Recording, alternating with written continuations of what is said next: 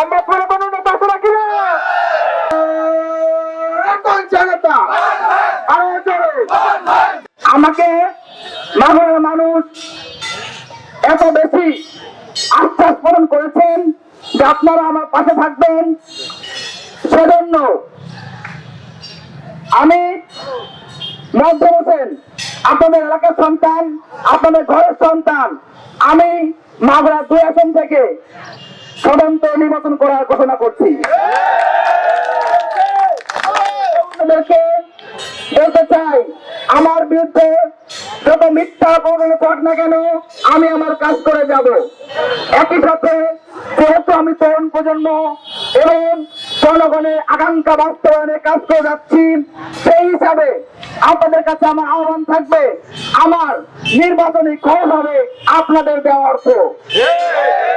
আমি চাইবো আপনারা আমার জন্য, আমার নির্বাচনী প্রচারের জন্য, আমার নির্বাচনী করার জন্য আপনারা আমাকে আর্থিক সহায়তা করবেন। যেহেতু জনগণের কাজ করছি, সেহেতু জনগণের কাছে টাকা নিয়ে আমি আপনাদের এই ইলেকশন করব। সুতরাং মাগুরার প্রত্যেকটা জনগণের প্রতি আহ্বান থাকবে, আমাকে এবং আমার টিমকে ফান্ডিং করে আমার নির্বাচনী খরচ আপনারাই মিটাবেন। পরিশেষে বলতে চাই, মাগুরা মানুষের প্রতি আমার যে এক বুক ভালোবাসা, এক বুক আশা এবং কাজ করার প্রত্যয়, তা বাস্তবায়ন হবে আমার একমাত্র লক্ষ্য।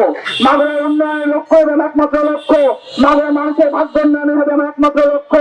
মাগুরার মানুষের জন্য কাজ করতে পারলে আমি ধন্য হব।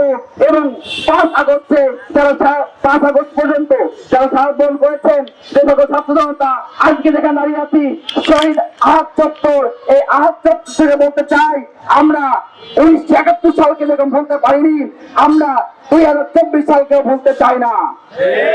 1971 সাল আমাদের অস্তিত্ব হলে 2024 আমাদের প্রেরণা। সুতরাং আমরা 1971 ধারক বাহক এবং 2024 আমরা পৃষ্ঠপোষক। আমরা আসুন সবাই মিলে, প্রত্যেকটা দল মিলে ঐক্যমত হয়ে আমরা আমাদের তরুণ প্রজন্মের প্রতিনিধিকে নির্বাচন করি।